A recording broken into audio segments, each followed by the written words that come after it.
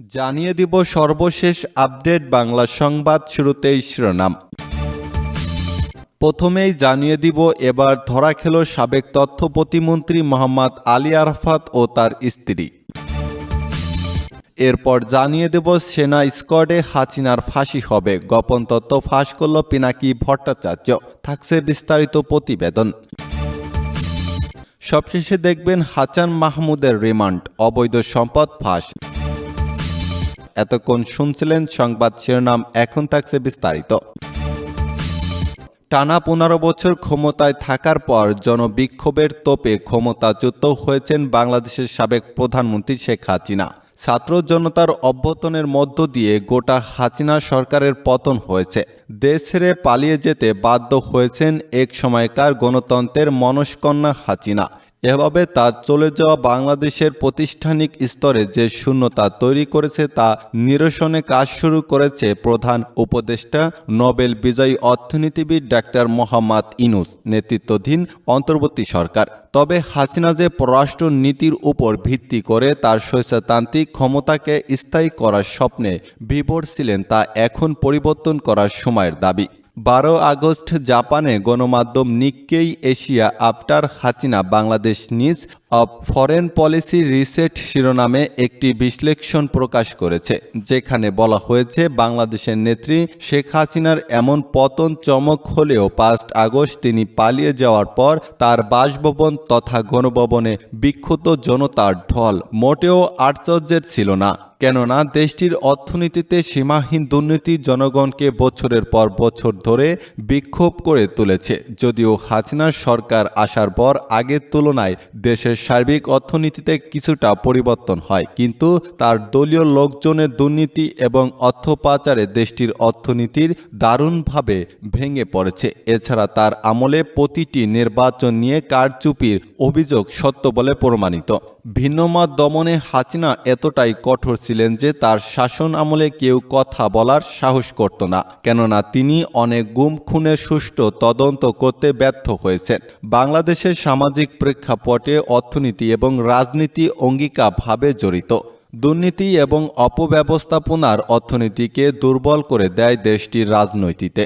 এই নৈতিবাচক প্রভাব স্পষ্ট হয়ে পড়ে, যাতে জনগণের আস্থা এবং বিশ্বাস দুটিই হারিয়েছেন হাসিনা এবং তার দল আওয়ামী লীগ। বাংলাদেশের শেষ নির্বাচন বিএনপি এবং সমমনা দলগুলো বর্জনের পর হাসিনা বিশাল জয় নিয়ে ক্ষমতা শুরু করেছিলেন, কিন্তু মাত্র 7 মাসের মাথায় তিনি ক্ষমতাচ্যুত হয়েছেন। জুলাই প্রথম থেকে শান্তিপূর্ণভাবে কোটা সংস্কারের দাবিতে আন্দোলন শুরু করে শিক্ষার্থীরা, কিন্তু হাসিনার একটি অহংকারী মন্তব্যের ফলে শিক্ষার্থীদের শান্তিপূর্ণ আন্দোলন সহিংস রূপ নেয়। শিক্ষার্থীদের ডাকে রাস্তায় নেমে আসে দেশের লাখ লাখ জনতা। শেষ পর্যন্ত আন্দোলন গণ আন্দোলনের রূপ নেয় এবং হাসিনা পদত্যাগ এবং দেশ ত্যাগে বাধ্য হন। তার পদত্যাগের 3 দিন পর 8 আগস্ট বাংলাদেশ অন্তর্বর্তীকালীন সরকার গঠন করা হয়েছে, যার নেতৃত্বে রয়েছে বাংলাদেশের একমাত্র নোবেল বিজয়ী ডাক্তার মোহাম্মদ ইউনূস। তিনি দেশের শান্তি ফিরিয়ে আনার অঙ্গীকার পূর্ণ ব্যক্ত করেছেন এবং আগের সকল বৈষম্যপূর্ণ আইন বাতিল করে দেশের জনগণের ইচ্ছার বাস্তব রূপ দিতে কাজ শুরু করেছেন। তবে বাংলাদেশের অভ্যন্তরে এখনও ভবিষ্যৎ নিয়ে অস্বস্তির রেশ কাটেনি, কেন অন্তর্বর্তী সরকারের সামনে তাদের পরিকল্পনা বাস্তবায়নের বিশাল চ্যালেঞ্জ রয়েছে। তবে উপদেষ্টা পরিষদ গঠনে বৈচিত্র্য থাকায় তাদের পদক্ষেপ প্রশাসনের দাবিদার। অন্তর্বর্তী সরকার অস্থায়ী প্রকৃতি এবং 90 দিনের মধ্যে নির্বাচন অনুষ্ঠানের প্রয়োজনীয়তা থাকলেও 84 বছর বয়সের ইউনূসের বড় বড় পরিবর্তনগুলো অনুসরণ করে কাজ করা খুবই গুরুত্বপূর্ণ। বাংলাদেশের রাজনৈতিক পরিস্থিতি পর্যবেক্ষণ করলে দেখা যাচ্ছে ইউনূস 1 থেকে 2 বছর তার সরকারি স্থায়ী করতে পারেন, কেননা তাকে সংস্কারের একটি ধারাবাহিক প্রথা থেকে বের হয়ে এসে কাজ করতে হচ্ছে। বিভিন্ন রাজনৈতিক দল এবং বাংলাদেশের সংখ্যালঘুদের চাপ সামলে ইউনূসকে নতুন একটি কার্যকরী ব্যবস্থা চালু করতে হবে, যার মাধ্যমে দেশের স্থায়ী রাজনৈতিক সমস্যার সমাধান হয়। বাংলাদেশের রাজনৈতিক আংশিক পট পরিবর্তন সবচেয়ে চিন্তায় পড়েছে ভারত। যেহেতু তারা বাংলাদেশের সবচেয়ে নিকটবর্তী প্রতিবেশী দেশ। সাম্প্রতিক ঘটনার পর ভারতের পরিস্থিতি দেখে বোঝা যাচ্ছে তারা ভালোই বেকায়দায় পড়েছে। গত 15 বছরে হাসিনার কর্তৃত্ববাদী শাসন এর সবচেয়ে ঘনিষ্ঠ সমর্থক ছিল ভারত। 5 আগস্ট যেন সকল হিসাব নিকাশ পাল্টে গেছে। ভারত বাংলাদেশের পররাষ্ট্রনীতি নিয়ে চিন্তায় পড়ে গেছে। এজন্য স্বেচ্ছাচারী নেতাকে এভাবে অন্ধভাবে সমর্থন করে ভালোই বিপাকে পড়েছে দিল্লি। কেননা হাসিনার প্রতি ক্ষোভ থেকেই বোঝা যাচ্ছে বাংলাদেশের জনমনের ভারত বিরোধিতা কতটা প্রকট হয়েছে। এক্ষেত্রে দিলে এখনই সাবধান হতে হবে। খেয়াল রাখতে হবে বাংলাদেশের বর্তমান সরকার এবং তার জনগণের ইচ্ছার ওপর। বাস্তবে দেখা যাচ্ছে ভারত বাংলাদেশ আগের শক্তিকে পুনরায় প্রতিষ্ঠিত করতে সচার ভূমিকায় অন্তর্বর্তী হয়ে দিল্লি মোশন সমর্থিত অনেক রাজনৈতিক বিশ্লেষক বাংলাদেশের গণ অভ্যন্তরকে বিদেশি হস্তক্ষেপকে তারা পরিবর্তন করার চেষ্টা করছে বলে মনে করেন তাদের বৈষম্য বিরোধী গণ অভ্যন্তরে ইন্ধন যুগে। তবে সার্বিক পরিস্থিতি বিবেচনা করলে ভারতের এসব প্রোপাগান্ডা সত্য থেকে অনেক দূরে অবস্থান করে। কেননা হাসিনার প্রতি ক্ষুব্ধ হওয়ার কারণ হচ্ছে তিনি বাংলাদেশের একনায়কতন্ত্র প্রতিষ্ঠার অঙ্গীকারবদ্ধ ছিলেন। দেশটির স্বাধীনতার পর থেকে কোনো শাসন এভাবে দেশ পরিচালনা করেন যেভাবে হাসিনা করেছেন। তার আমলের গুম খুন মামলার বিষয়ে পরিণত হয়েছিল। অন্যদিকে হাসিনা তীব্র ভারত শেষ হলেও তিনি আন্তর্জাতিক বিশ্বে নিজের অবস্থান নিয়ে কাজ করেছেন।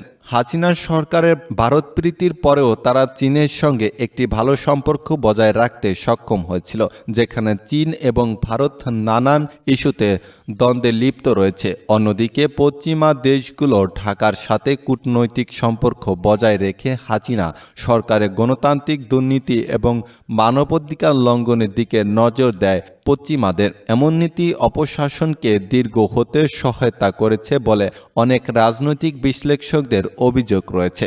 তবে বিষয় হচ্ছে দেশের জনগণ এসব কিছু অপেক্ষা করে হাসিনা সরকারকে বিতাড়িত করেছে। এখন অন্তর্বর্তী সরকারের দায়িত্ব দেশটির রাজনৈতিক অর্থনৈতিক সংস্কার অগ্রাধিকার দেওয়া, বিভিন্ন দাতা দেশগুলোর সাথে নতুন অঙ্গিকে কূটনৈতিক সম্পর্ক স্থাপন করে দেশের সার্বিক পরিস্থিতির উন্নয়ন ঘটাবেন। ডক্টর ইউনূস পশ্চিমা ইউনূসকে সমর্থন করেছে, তাই পোশাক খাতকে শক্তিশালী করতে তিনি যথেষ্ট সহযোগিতা পাবেন বলে আশা করা যাচ্ছে। ঢাকা ইউরোপিয়ান ইউনিয়ন এবং যুক্তরাষ্ট্রের পাশাপাশি আঞ্চলিক সম্পর্ক পুনর্নির্মাণের মনোযোগী হবে বলে আশা করা হচ্ছে। চীন এবং জাপানের মতো বড় দাতা দেশগুলোর শাসন নীতি অনুযায়ী সম্পর্ক উন্নয়ন করবে বাংলাদেশ। যেহেতু দেশটিতে এখন রেজাল্ট খাটিয়াতে সেক্ষেত্রে ইউনিসেফের স্বপ্ন মেয়াদে অর্থনৈতিক স্থিতিশীলতা বজায় রাখতে আর্থিক সহায়তার সন্ধান করবেন এবং এক্ষেত্রে ভারতের সম্পর্ক হিসাবটা উল্টে যেতে পারে।